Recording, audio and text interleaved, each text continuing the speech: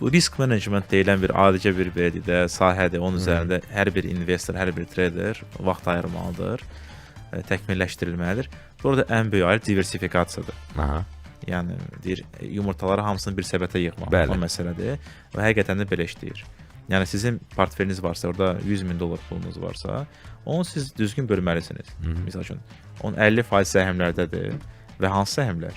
Siz sahələri dəyişməlisiniz. Çünki belə deyək, əgər enerji sahəsində düşüş oldusa, başqa bir sahədə qalxış ola bilər.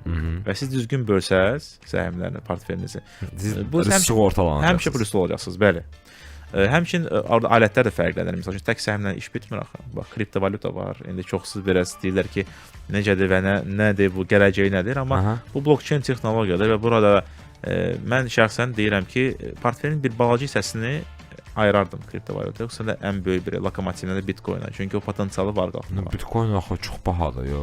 Siz Bitcoin almırsınız, hissə alırsınız və siz bayaq deyirəm ki, əgər 100 dollar pulunuz varsa, siz 5 dollarına görə Bitcoin alın. Bütün 100 dollar almaq lazım deyil. Mən sizdən